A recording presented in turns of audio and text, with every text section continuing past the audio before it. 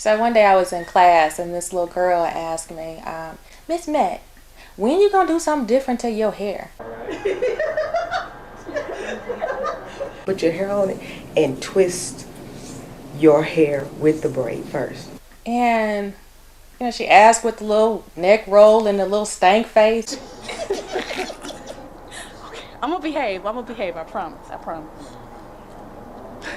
Right. And then, let me see. Still, when I do it, it Twist, comes down. you gotta go opposite.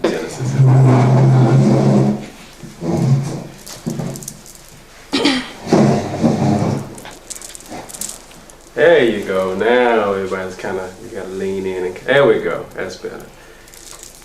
And so I looked at her and I said, well, whatever her name is, I'm so sorry that the way my hair naturally grows is a bother to you. My name is Jocelyn White. My name is Dion Burns. My name is Roxy Hannah Browning. And she just kind of looked, she's like, well, I didn't mean it like that. I was like, well, how else did you mean it? Hi, my name is Stacy. I'm Ebony Blevins. I am Sharika Lester. I'm Cantrice Thomas. And that, but that is the kind of reaction that I will get from students. My name is Angela Michelle. My name is Michelle Wilson. I'm Stacy McAdoo. And I'm Jamie McAdoo. My name is Lakeisha King. I am Crystal Green Braswell, and I was born this way. In terms of my coworkers, I don't know. I've had my principal to actually, want to touch my hair, come and pat my hair. Look, you ain't ready for my natural. My hair has been natural since 2009, so about 4 years now. Yeah, it's 4 years. Gosh, it was this is 13, so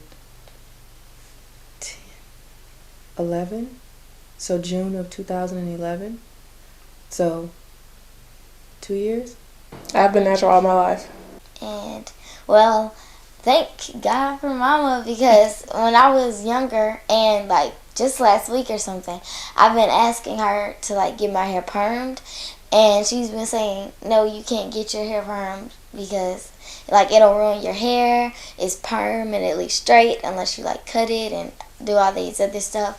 But she said that you're putting chemicals in your hair and it's better to just be natural, be who you are, be the way you were born.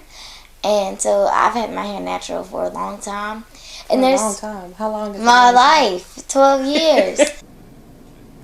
Well, I've worn my hair natural for 2 years, a little over 2 years.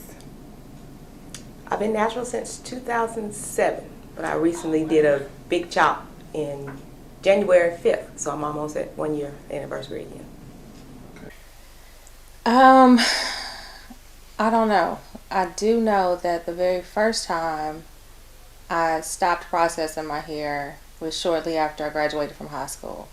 And then when I got ready to get married, I felt a lot of pressure to have straight hair for my wedding. And I permed it the day before my wedding, and that was 16 years ago. And I remember how heavy I felt when I did that, because it was a process. So I was going through all of this time to let my hair grow back out, and then I permed it for one day. And I'm like, really? So anyway, I went back with processed hair for several years. Then my brother died in a car accident. I guess that was 2000. You're born in what year are you born? 01. So 02, he died in a car accident, and I cut it off then and started over. She's been on and off. I know, on and off. But most recently, I guess it's been 2 years. A year. It's been a year. It'll be a year this month, actually. Okay, so what actually made you decide to go ahead and go natural, return to natural? Well, I've done it before, but I think I had the wrong idea. Before it was all about just doing it just to say, hey, I can cut my hair off, it'll come back kind of thing. This time, after watching Chris Rock's Good Hair, and just kind of looking at some of the things that he presented, and then also dealing with a thyroid issue and having my hair thin on the sides, I just figured, okay, with the things that he shared, plus what I'm going through medically, it's probably going to be in my best interest not to put those harsh chemicals on my hair or my scalp. So that was the reason why, and I feel like that's the reason why it'll probably be forever, because my thyroid disease isn't going anywhere. So yeah. Natural for me was more of a a support decision. I had an aunt who had battled breast cancer. It seemed like it came back every 5 years. She got it when she turned 40. And when she turned 40, when she started losing her hair, I shaved my hair off with her just to show support. And then within that year, she had surgery, was in remission, everything was gone. So I gradually grew my hair back out. 5 years later, she got it again. I cut it off to do it again, and then during that time she had both breasts removed, and she was healed from that. Grew my hair finally out to my longest length, got married, kept it, and in 2009 we were scheduling to do her birthday on a cruise for her 50th birthday. So when she got diagnosed again with breast cancer is what they called it, but it was in another part of her body, but they said it all came from her breast. So when we was on the cruise, she started losing her hair again, which is the last picture I have of my hair, actually long. And when we got back, I, as always, told her, cut it off, going back natural with you. So when we did it this time, I decided I was going to stay natural because, hey, I actually was tired of the perms, tired of the chemicals. And the more she and I started looking at it, just thinking some of these chemicals causing cancer could have been, we just didn't know. So decided to stay natural. And we got back after a cruise in October 2009. I cut my dreads off in November 2009. So I have a picture in 2009 where my before and after I celebrate my birthday, I was natural. I've been natural ever since. And now, like I say, 4 years out, she passed away June 6, 2010. A lot of people asked me, was I going to go ahead and let it go? I decided to lock back. I locked up in 2010 before we went on our couples cruise. She loved it. And I told her, I said, well, at least this way I can kind of still do something as opposed to just the fro, but I was doing in natural things. My dreadlocks just seemed to be a little bit more natural for me to maintain and easier for me to maintain. And after she passed in June 6th of 2010, I decided I'd just keep the dreads as a honor to her, because I know for a fact now we're done with cancer. She's cancer free. So I look at it now, we're 3 years locked, 4 years natural. And so for 3 years, she's been without cancer, according to my dreads. All right, now we're joined by Jamila's family. All right. Your name is? Trina. I'm the mom. All right, and? My name is Genesis. Genesis, all right. And Trina, you are not natural. Is that correct? I'm not natural. No, I'm not. Okay, but your daughters are? My daughters are natural, yes. And so you made a conscious decision to do so, or is it just you hadn't? I made a conscious perm yet? Well, I made a conscious decision to do so. Okay, why? Because if I had known then, when I first started getting my perm, I first started getting my perm when I was 11, and I was like 10 or 11. And of course, we didn't have the knowledge that they have now about natural hair, the products that they have now with natural hair. So the relaxer was the way out to have what we called then was beautiful hair. I was getting my hair pressed with a hot comb, but of course during the summertime, going swimming was a problem, so you get the perm. So I started getting perms. And perms, I noticed, was such a hassle. You get them every month or every other month, breaking the hair, and then you have to use all these other products to keep the hair healthy. And I was like, if I could just get away from this, I would. And at the time, I really didn't know how to do it. So when I got my daughters, I decided that I wasn't going to put them through the torment of getting chemical burns, having to feel like they have to have a chemical to make them think they're beautiful, feel beautiful. So with Jamila, my oldest, she have a pretty good texture, what I call a good texture. I mean, it's not really tight and dry.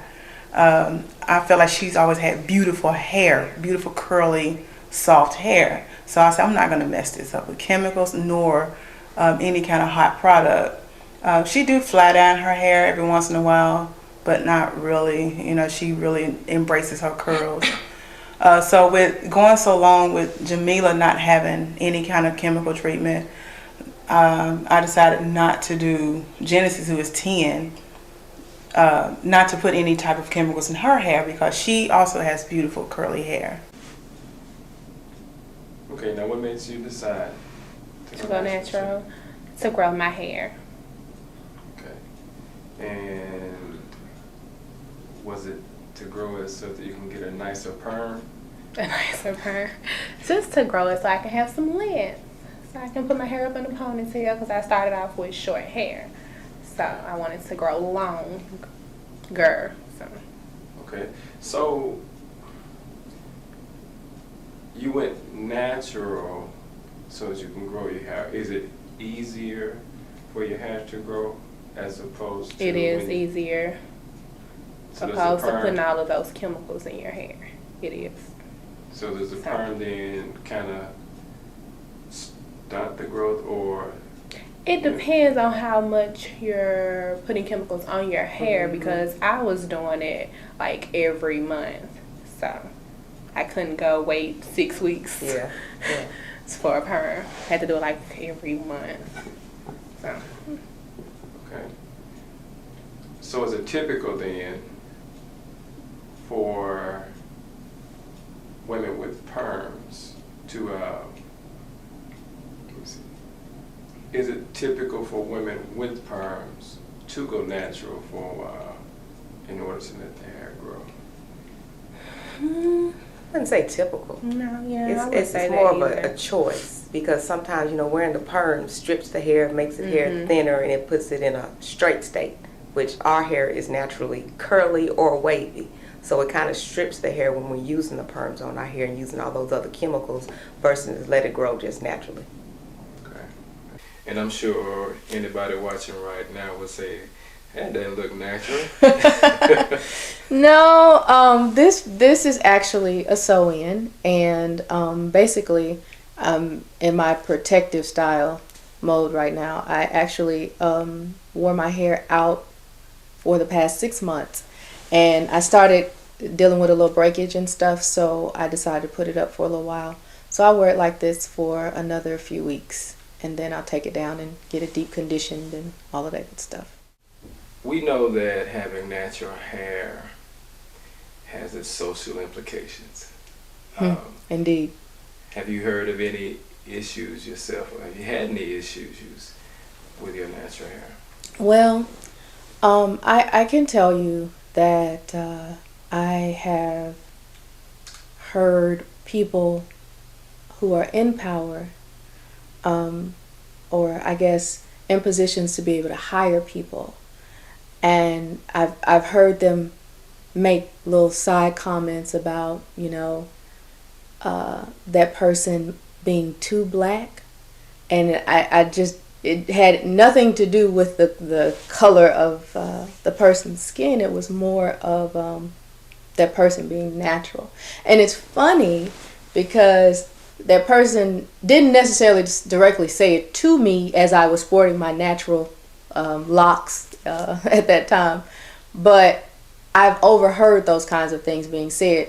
And so what happened when I got ready to go to my next position, one of the things that, and I have a friend that's close to the person that was going to be hiring me, one of the questions I asked her was, does she have a problem with natural hair? Because I'm going to wear my natural hair to the interview.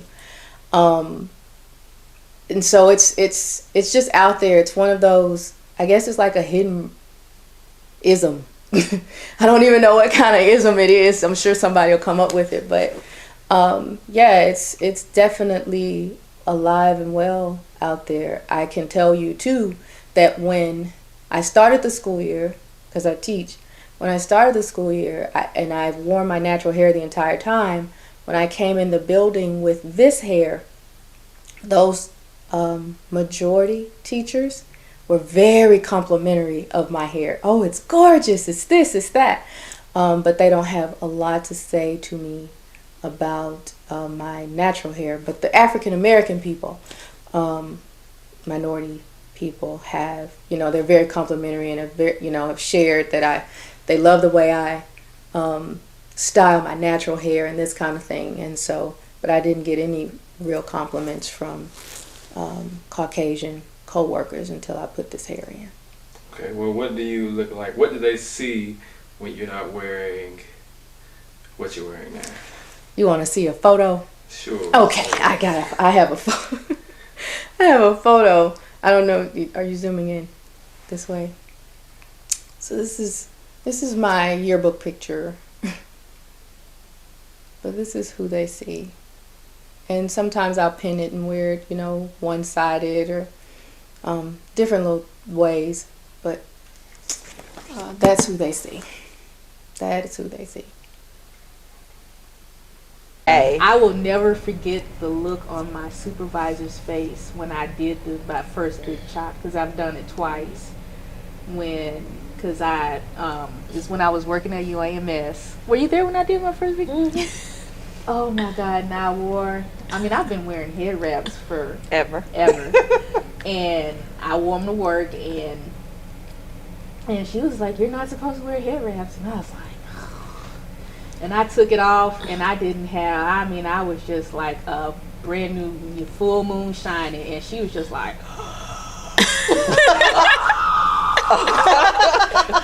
I was like, what? It's okay. Breathe. It's more accepted now, which is a good thing, but, it's still, you still get those looks, and I just don't get it, because like my daughter, she went natural when she got in the 9th grade at Central, and she had the hardest time her first day of school. I was at work and she called me crying because kids were making fun of her, and I just had to talk to her and help her to understand that it was going to be that way, blah, blah, blah, blah, blah. And now, her hair is almost as big as yours, and she's loving it. And it's just, once you get over that rough patch and you get past you. Right. Get past you. You're good. You're good.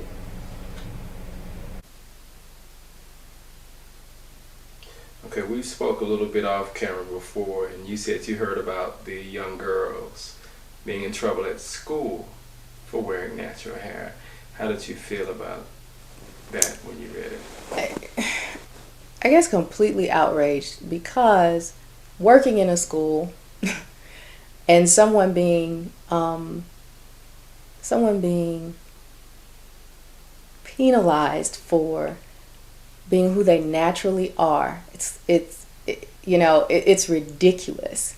I think to keep someone from receiving a free and appropriate education because that child decided to wear her hair or his hair, whatever, in its natural state, it just goes to show that I just feel like people are looking for ways to be discriminatory.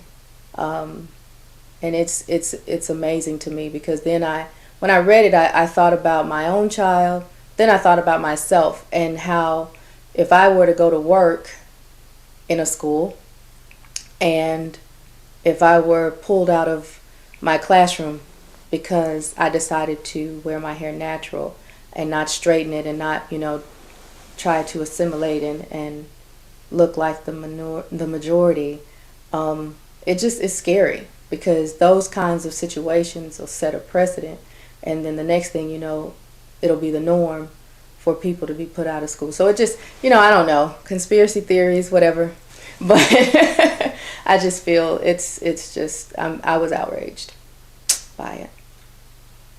I think it's really insulting.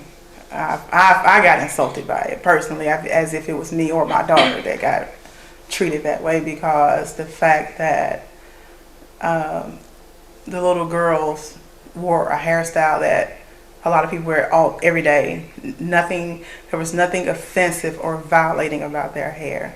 They simply wore their own hair as a little girl going to school, and they got in trouble for it. And it just baffled me. I did not understand. I tried to see both sides of the story, and I just did not understand, the whole reasoning behind them getting so excited about these little girls' hair. And it really bothered me that that type of message was sent to these little girls, that your hair is offensive. How dare you come to school like that? And it just really bothered me when I saw those stories.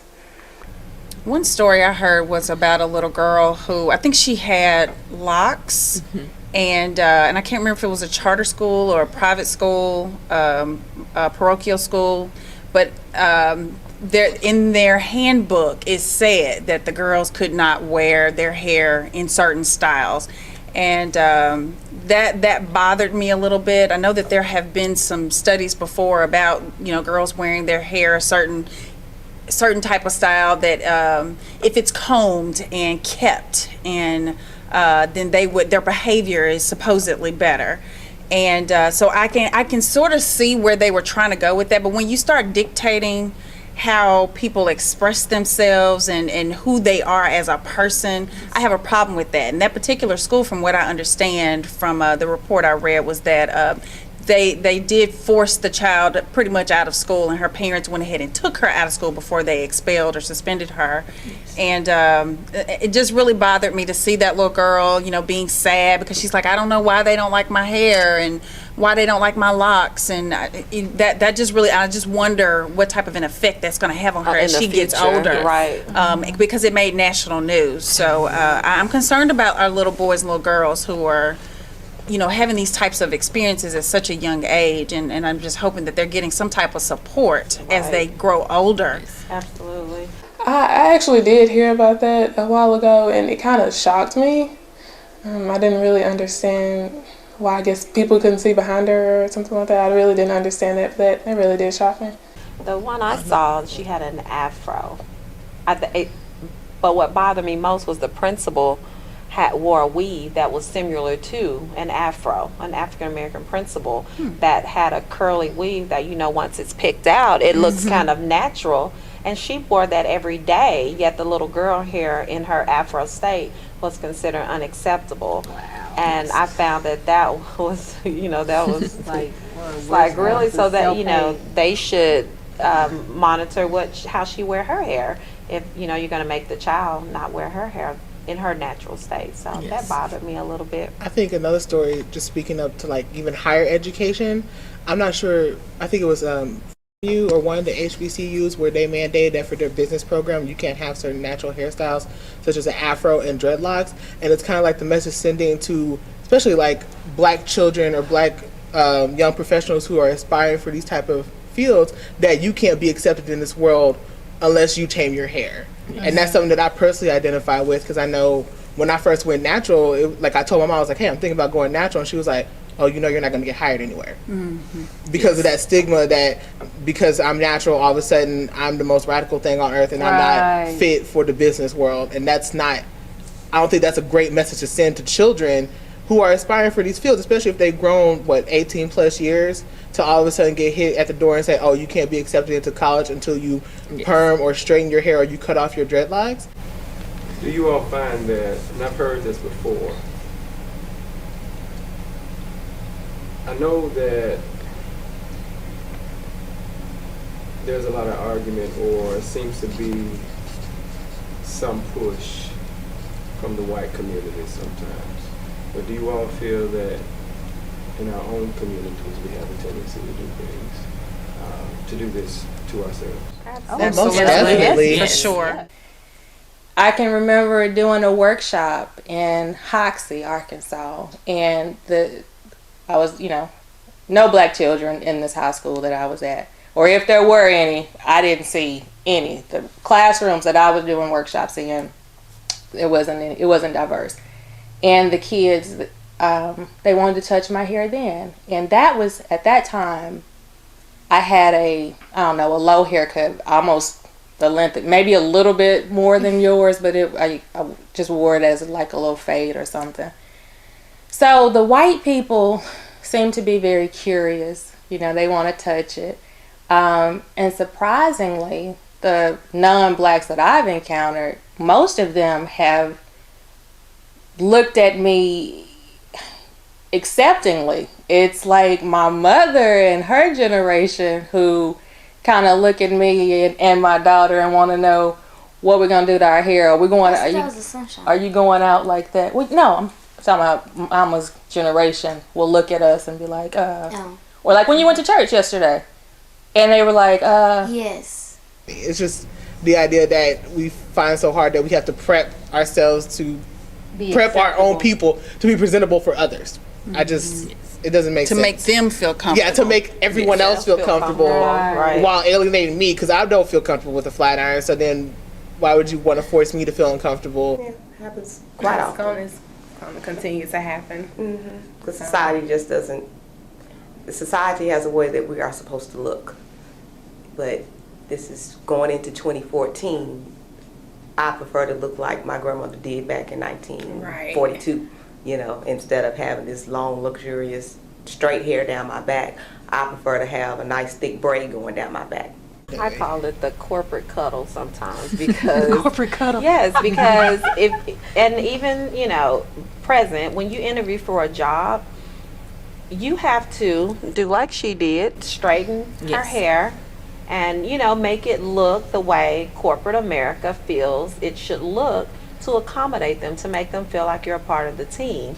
And sadly, if you get the job, you go in there and be queen me. But, it's sad because you don't get to express who you really are in the interview, yet they ask you to be honest and to be relaxed and just be yourself. That's a little oxymoron there. I can't really be myself because you wouldn't listen past hi, my name is. Society, my students, most of them, I think they don't. Some of them appreciate it. Most of them, I don't think they do. I think that most of my students prefer other people's hair to their own natural hair. Yeah, okay. Like, oh. Don't. I think I know where you're going. Do you feel more attractive I knew it. with the permed hair or the natural hair?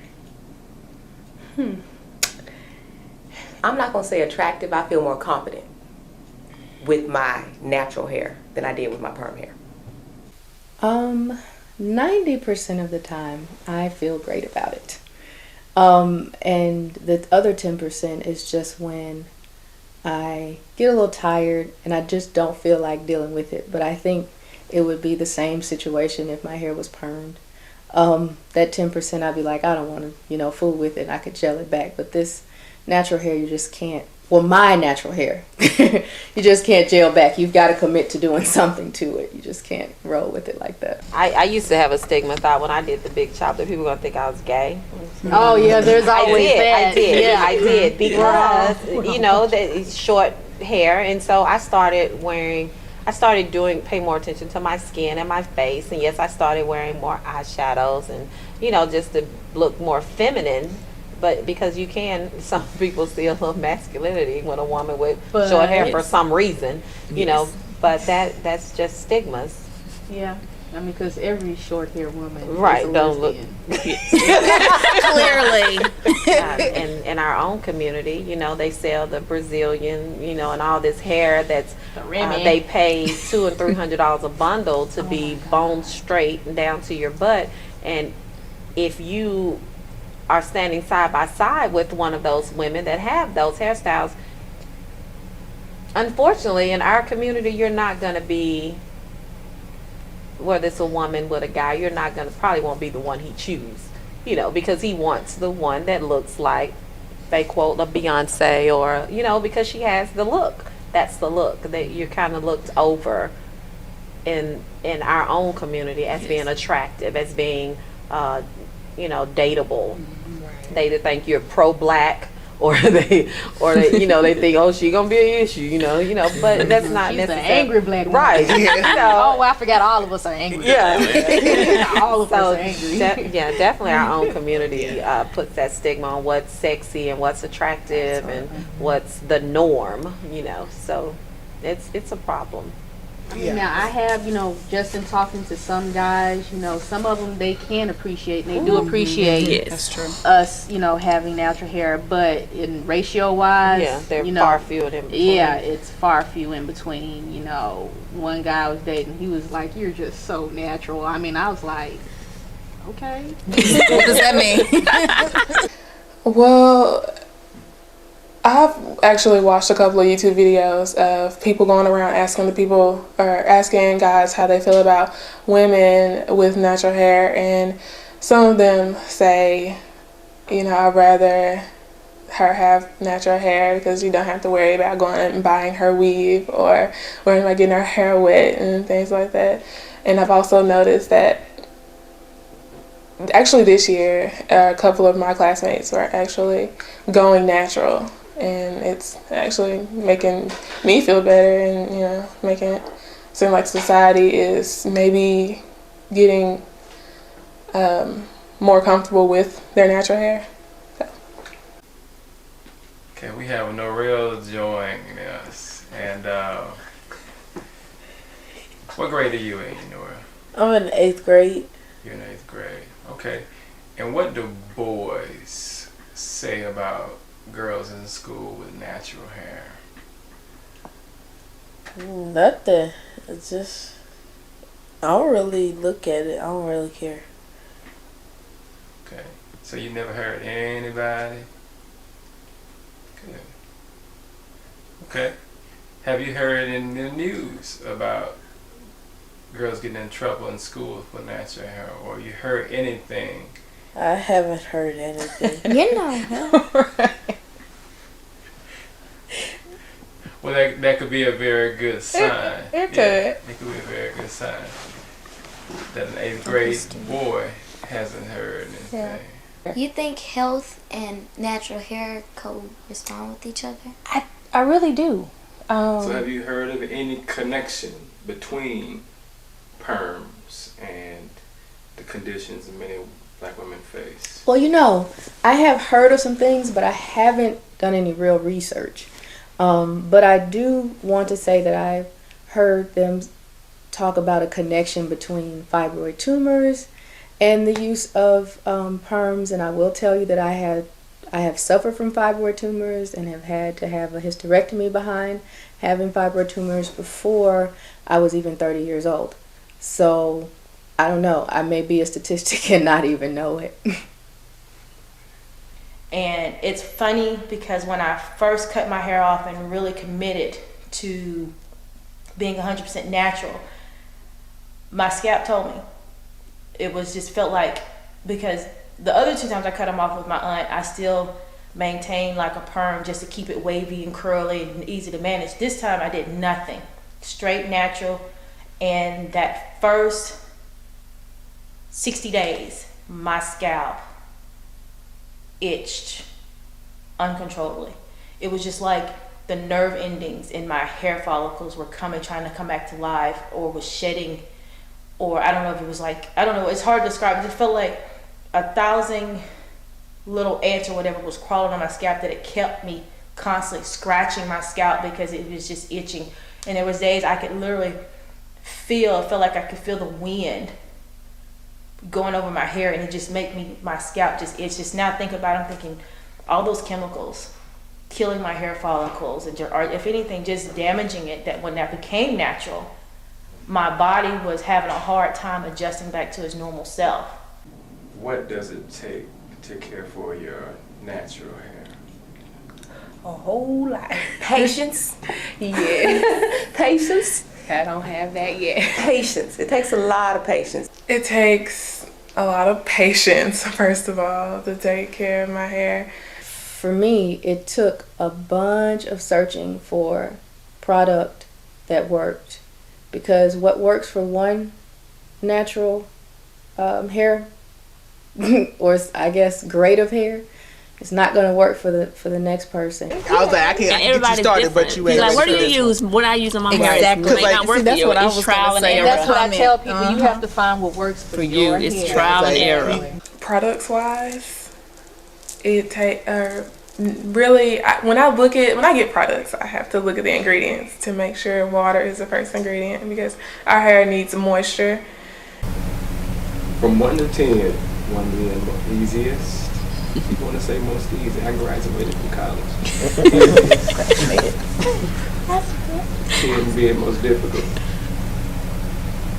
How would you rate, or how would you say, what is the difficulty level, or what's the challenge for taking care of your hair? What level? I would say it's on a sliding scale. Yes. I would probably say a 7 just right now. For me, it's going to be different for everybody, because once you learn what your groove is for the style that you want to achieve on a regular basis, then it's a lot easier. For me personally, I would say a 7, because I absolutely hate 2-strand twisting my hair every other night. And that to me, I just don't feel like I would prefer to spend my time doing that. So that's why for me it is easier to wear this type of a style where I can wrap my hair up at night, or I can roll it on satin foam rollers, put my satin cap on, and go to bed and be just fine. I still work out on a regular basis. I do the what I call the PP, which is, or PTP, which is protect the press. So there are certain measures that I have to go through, but it's not. So for me, that would mean about a 7.5. But if I'm trying to achieve this beautiful look here that Angela has, to me that would be a 10, because I know with a 5-year-old at home and a husband that's in his late 30s or mid 30s to take care of, it's just not enough time for me that I feel that it's valuable enough to spend that time twisting and doing all that. So that would make it more challenging for me. I would probably say it's kind of 50-50 for me, just because my hair has that curl pattern. Even when I had a relaxer, I was one of those that, every 4 weeks I felt like I needed another relaxer. And people are like, your hair is beautiful. I'm like, I don't want the wrinkle. I don't want that. So if I were to go to the gym and work out and I get the sweat in my hair, I'm going to have that curl pattern. So it seemed to me at that point it might have been, more work, opposed to now being natural.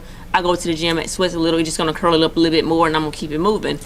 So I think it's just as much work to have it relaxed as it is to have it natural. The misconception that people have is, because I'm natural, I don't have to comb my hair. Yes, before you walk out your house every morning, you need to look in the mirror and comb your hair. It doesn't give you any excuse to say, I don't have to do anything, I can roll out of my bed and keep it moving.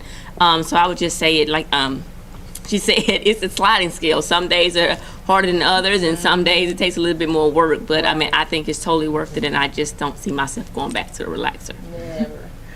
I feel kind of bad now, because sometimes I roll out of bed and just walk out the door. But that works for you. Yeah. Right.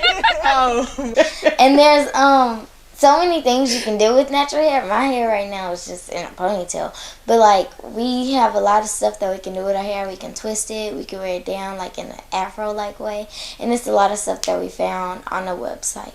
So yeah. Okay. And what websites are we talking about? FyeCurls. FyeCurls.com. She posts pictures of her hair and her daughter's hair. Yeah, and she's actually a local lady here. Her name is Carla. Carla Vicks, actually. And she is a national blogger, and her blog is just full of resources. She has like 2,000 followers on Instagram. And I actually look on YouTube a lot, because I follow a lot of ladies that are natural, and I use a lot of their products that they use, which is Eco Styler Gel, sulfate-free shampoos and things like that. So. I try to maintain and use all natural products, which I look at and read my labels, make sure not a lot of harsh chemicals are in it. I have a lot of shrinkage. And so my hair, definitely, it's, if you straighten it, it's shoulder length, but as you could see on my photo, it just always looks like a little baby afro. The hardness of being natural is the idea of dealing with change. Shrinkage. Like that shrinkage. Like earlier this week, my hair was out to here, and now since I washed it yesterday, it's all shrunken in. It's a lot. It's a lot when you're dealing with natural hair, but the benefit of it, like Sharik says, stronger, healthier hair versus when I had my perm hair, because my hair was so thin when I had perm hair. But I now look at my hair, it's very, very thick. Mm-hmm. And it's just, I don't know, it's a beauty about just having that freedom for me, especially just trying to style the hair and everything. Like sometimes I'll go with a fro, other times I won't. Sometimes I'll do African threading, sometimes I'll do 2-strand twists. But it really just depends on how I feel, because honestly, I'm a lazy natural. Just as long as my hair is healthy and moisturized and I'm drinking enough water, right? I was like, I'm gonna walk out the door and people are gonna be like, "Oh, Michelle, your hair is so beautiful," and I was like, "What does it look like today?" Because I haven't looked yet. But some people, non-naturals, may not say anything, but the natural person, it don't matter if you have a good day or bad hair day. Right, they're like, it was "Ooh, girl, yeah, that was all the good." time. It doesn't matter. It's all about encouragement. Every now and again, you'll get the little kids like Jamie who, my prized compliment has come from her. And she told me, guess at this point, maybe about 6 months ago, she was like, "You look like you really found yourself." And when I look at you, I think of the sun. And She reminded me of the sunshine to me. I know. With her afro, because it's all round. I know. And I was like, oh, I want to be like the sun, radiant and life-sustaining and, all of that. So that's pretty cool. With one thing, these dreads will tell you if you're not taking care of yourself, because with bad diet, your hair sheds. If you're not moisturizing your skin, your hair sheds. If you're not drinking enough water, your hair is dry. So it's like a constant reminder that we have to take care of ourselves inside and out. So this is more of why I've stayed natural. I just love it now. Okay, so you plan to stay natural? From the rest of my life. Everybody keeps asking me how long I plan on letting them get. Truthfully, I never had a goal length as far as where I wanted to go, because like I said, this is more of an honor to her being cancer free. But thinking about it, I probably would let them get a little bit past my shoulder blades. That way I can kind of maintain them at that length and yet still maintain the whole honor of her. About like past my shoulder blade, little my back, easier for me to maintain. They won't be over the place, and they'll still maintain the healthiness of it. How long do you plan to stay natural? My plan to stay natural is forever. I actually plan on keeping my hair natural for the rest of my life. I don't really plan on putting any relaxers in or anything like that. Okay. And does it affect you in school or modeling or anything like that? Definitely, because majority of my classmates are not natural. They do put perms in their hair, and it's kind of hard wearing my hair big because people always have something to say. Of course, they're always going to have something to say. But over the years, I've come to accept that this is my hair, this is me, this is how I'm going to be for the rest of my life, so why not embrace it? Okay. And how long do you plan on staying natural? Go ahead, Kendra. I'm going to be natural forever. I'm not going back. Well, maybe before May I'm gonna perm my hair, but I may decide to go natural again. The statement I hear the most is, from women is like, "Oh, I want to go natural, but I don't know." And the response that I give to most of them is like, "Honey, it is just hair. Cut it off, it will grow back. It's not like you're going to cut off your hand and it will never come back. It is just hair. Try it. If you don't like it, like Shell said, go back to the perm. Get a wig. Do what you want to do with it.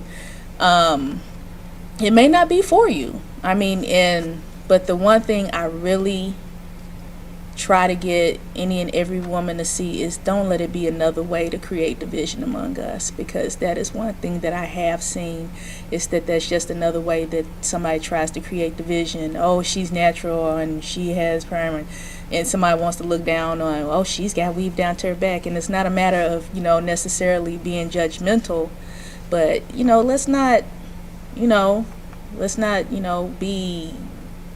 be that way, and just try to get them to not go in that direction. Try to get them to understand it's not that serious. It's okay. It's hair. It's there. You'll be okay. The first word that comes to mind when you think of your hair. My black is beautiful. A rebel. Big.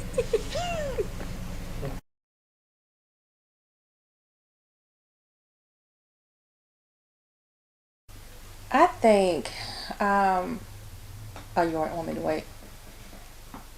That's what that means. Oh, I can't see behind the lights. Every short hair. I can definitely relate. I went and bought all the big earrings. They made sure they had to know. overcompensate. With the big earrings, the flashy makeup, Yeah. the popping They lip made some gloss red and lipstick. lipstick. Get the necklace, the heels. You gotta have heels on. The most feminine outfit. I know, right? Walk around oozing. You might want to get a pair of attitude glasses, just those cat-eye glasses. I know. He's sex.